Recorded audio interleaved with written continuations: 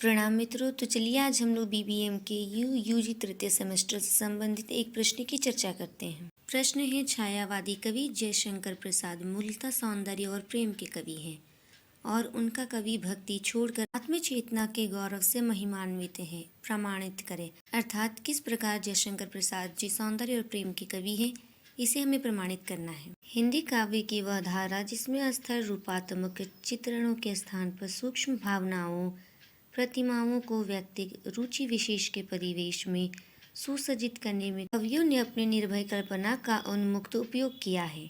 आलोचकों द्वारा वह छायावाद के नाम से प्रतिष्ठित हुई है। इस धारा में वैतालिक कवि के रूप में स्वर्गीय जयशंकर प्रसाद का स्मरण श्रद्धापूर्वक लिया जाता है। वे छायावाद के प्राण पोषक कवि के रूप में समाहित होते हैं। उन्होंने ही सर्वप्रथम द्विवेदी कालीन कवि की इतिवृत्तात्मक रुक्षता एवं नैतिक निरसता के स्थान पर नवीन भावनाओं, नवीन आकांक्षाओं, नई चेतना और नई अभिव्यक्ति के काव्य का एक नया मानचित्र तैयार किया। काव्य के उस नवनिर्मित रूप को निराला ने पौरुष और पंत ने सुषमा प्रदान की। नंद दुलारे वाजपेयी ने लिखा है, नवीन युग की हिंदी कविता के बृहत्तरी के रूप में श्री जयशंकर प्रसाद, श्री सूर्यकांत त्रिपाठी निराला और श्री सुमित्रानंदन पंत की प्रतिष्ठा मानी जाती है।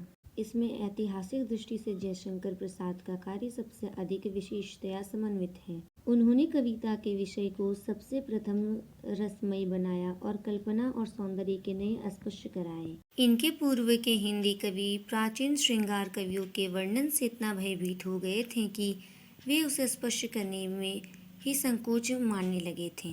काव्य में मधुर भावों का प्रवेश सशंक दृष्टि से देखा जा रहा था, जिसके कारण कविता के प्रति आकर्षण की कमी हो रही थी। द्विवेदी युग की प्रचलित कविता की दिशा बदलने में प्रसाद जी अग्रणी हैं। इनकी प्रारंभिक कविताओं में परंपरागत कविता छंदों का भी आधिक्य है, परंतु भाव और अभिव्यंजना शैली दोनों की दृष्टि से यह छायावाद की पूर्व पीठिका ही प्रस्तुत करती है। वे बहुमुखी प्रतिभा के पंडित कवि थे। इनके कविता संग्रह चित्राधार, कानन कुसुम, महाराणा का महत्व, करुणालय, प्रेम पथिक, लहर, आंसू और कामायनी है। इनके प्रारंभिक काव्य ग्रंथों में जहाँ विषय और भाषा शैली की दृष्टि से द्विवेदी युगीन इतिवृत्तात्मकता है, वहाँ इन्हीं काव्यों में यत्र तत्र नवीन काव्य की छायावादी चेतना भी मुखरित है।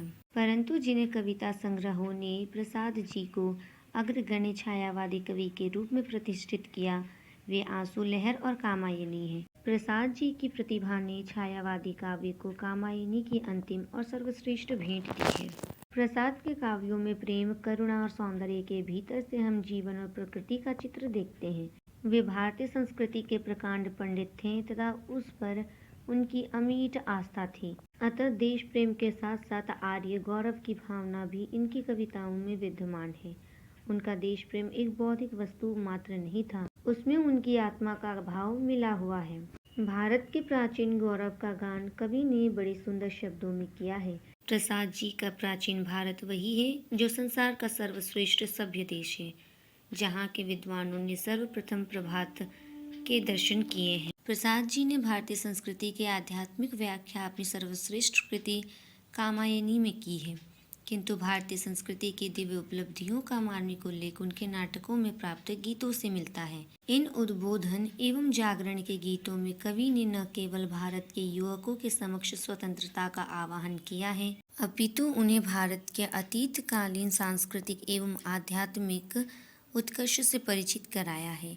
उनके इन गीतों में जागरी, हिमाद्री, तुंग, श्रृंग तथा अरुण या मधुमय देश हमारा उल्लेखनीय है। प्रसाद जी चिंतक कवि थे। उन्हें भारत के प्राचीन अध्यात्मवाद का बड़ा ध्यान था। कवि ने उन ऋषियों की अमर कृतियों का अध्ययन किया, जिसके ज्ञान से मनुष्य सांसारिक सरिता को पार करके मानसिक शांति की अनुभूति करता है और आध्यात्मिक सुख को प्राप्त करता है। उपनिषदों तथा भारत की प्राचीन संस्कृति के मनन से इनके विचार में दार्शनिकता का प्रवेश हुआ है। विशेष रूप से उन्होंने शैव दर्शन का गहन अध्ययन किया था। इसका प्रभाव उन पर पड़ा था। उन्होंने कामायनी में अपने इसी ज्ञान को काव्य रूप दिया है। शैव दर्शन की मूल धारा है आनंद। शिव आनंद और कल्याण की मूर्ति है। इससे व्यक्तित्व में ज्ञान, कर्म और इच्छा तीनों तत्व समाहित हो जाते हैं। इनका अलग अलग रहना ही मृत्यु है। शिव इन्हीं के नाशक होने के कारण त्रिपुरारी कहे जाते हैं। शिव आनंद की प्राप्ति ही मनुष्य का जीवन दर्शन होना चाहिए और इसकी प्राप्ति तभी हो सकती है जब हृदय तथा बुद्धि में सामंजस्य स्थापित हो जाए। कामायनी में इसी जीवन दर्शन की अभिव्यक्ति है। प्रेम तत्व की प्रधानता तो इनकी संपूर्ण कृतियों में है। इनके प्रेम से ओतप्रोत हृदय ने संसार को ही प्रेम के रंग में रंगा हुआ देखा है। मानव जीवन वेदी पर परिणय है विरह मिलन का, सुख दुख दोनों नाचेंगे हे खेल आँख मन का। प्रसाद का प्रेम पर काव्य शुद्ध आध्यात्मिक है। उसमें इंद्रिय लिप्सा नहीं है। कवि की दृष्टि में प्रेम वासना नहीं है, मोह नहीं है। वह निष्कलुष आत्मदान है। उसमें स्वार्थ नहीं है क्योंकि प्रेम ही ईश्वर है। प्रेम में निष्क्रियता नहीं है। वह अनंत प्रगति का प्रतीक है। प्रसाद जी छायावादी कवि हैं। अतः सबसे पहले इन्होंने यह अनुभव किया कि जिस प्रेम को, जिस सहानुभूति को, जिस सहृदयता को हम मानव जगत में ढूंढते हैं वह प्रकृति के उन्मुख संसार में प्रचुर मात्रा में मिल सकती है। अतः प्राकृतिक दृश्यों का स्वाभाविक और सूक्ष्म चित्रण कवि के काव्य में रेशमी वस्त्र में गोटे सा बिखरा पड़ा है। उनके प्रकृति चित्र निर्जीव नहीं, वह एक व्यापक चेतना सत्ता के रूप में प्रतिष्ठित है। वह असीम नहीं, विराट है, जिसमें अनंत परमात्मा का सौंदर्य प्रतिबिंबित है। मानव भावों में और प्रकृति में कुछ ऐसा दाताम्य है कि मानव के हर्ष, विषाद, सुख दुख, विरह मिलन आदि के लिए प्रकृति के अवश्य प्रतीक रूप में प्रयुक्त किए जाते हैं। यदि अमानिशा विरह का प्रतीक है तो सकार रजनी मिलन का। प्राय प्रत्येक प्रकृति चित्र में सौंदर्य की सत्य, शिव और सुंदर रूप रेखा अंकित है। उन्होंने अपने प्रकृति प्रेम को दर्शन का आधार देने की भी चेष्टा की है।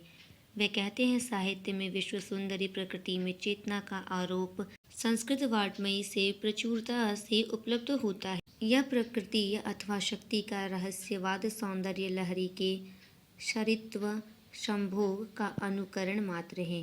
कामायनी में प्रकृति के इसी विराट एवं रहस्यमय रूप का अंकन है। प्रसाद का अधिकांश काव्य मनोवैज्ञानिक भूमि पर खड़ा है।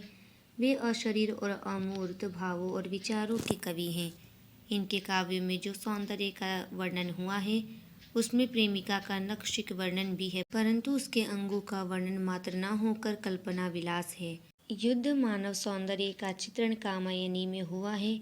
इनकी कविताएं सूक्ष्म कल्पना और गंभीर भावों से भरी हुई है, जिसमें अनुभूतियों का समावेश, वेदना का करुण क्रंदन, आशा और उल्लास के मार्मिक व्यंजना आदि गुण समान रूप से वर्तमान है। अनुभूति एवं कल्पना प्रधान काव्य कृतियों में आंसू सर्वश्रेष्ठ है।